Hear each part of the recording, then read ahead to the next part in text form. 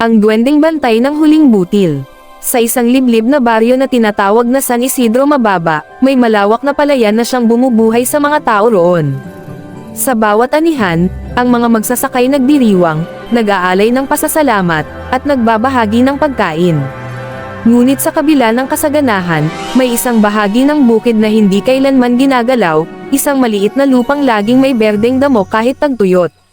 Ayon sa matatanda, doon daw nakatira ang duwendeng bantay ng huling butil. Si Mateo, isang binatang magsasaka, ay bagong lipat lamang sa baryo. Namatay ang kanyang ama at naiwan sa kanya ang maliit na lupang minana.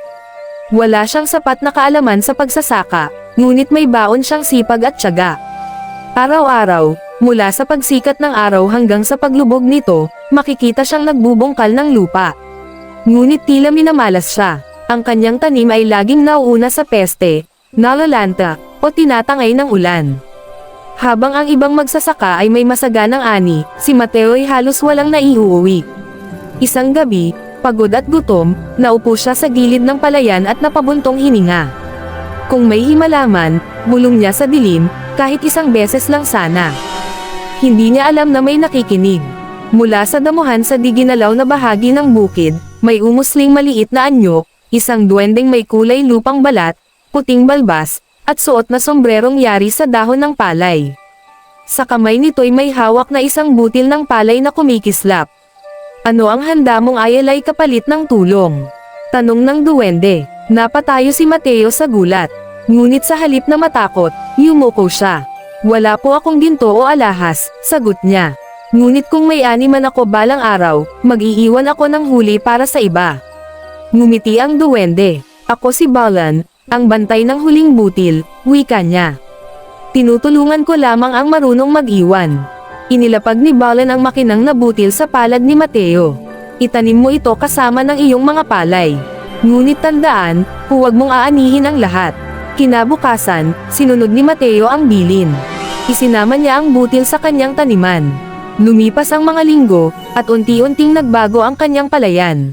Ang dating nanlalantang lupa ay naging lantian. Ang mga palay ay tumangkad at namunga ng sagana.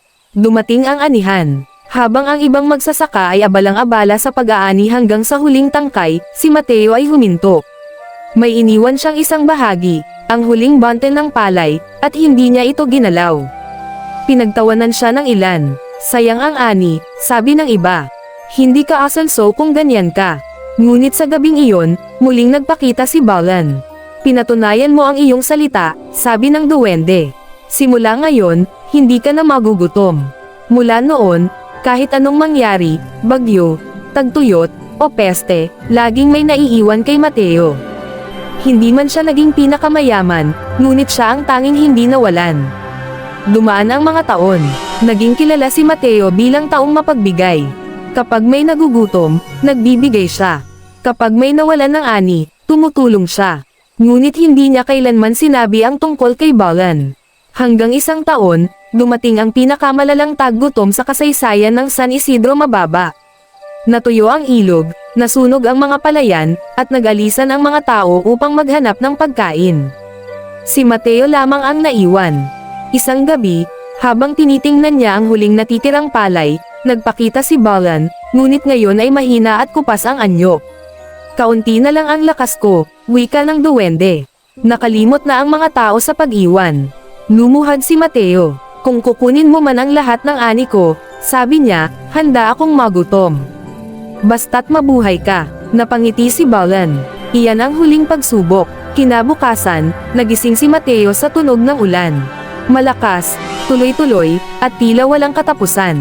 Nabuhay ang lupa, ang mga palay na tila patay na ay muling tumubo. Unti-unting bumalik ang mga tao sa baryo. Namangha sila sa palayan ni Mateo, ang tanging buhay. Tinuruan niya sila, mag-iwan kayo. Sabi niya, hindi lahat ay para sa atin. Mula noon, naging batas ng baryo ang pag-iiwan ng huling ani, at sa tuwing anihan, may isang maliit na banta ng palay na hindi ginagalaw. Hindi na muling nagpakita si Balan. Ngunit sa bawat hampas ng hangin sa palayan, tila may bulong na nagsasabing, ang tunay na swerte ay hindi kinukuha, ito'y iniiwan, at hanggang ngayon, sa San Isidro Mababa, walang nagugutom ng tuluyan.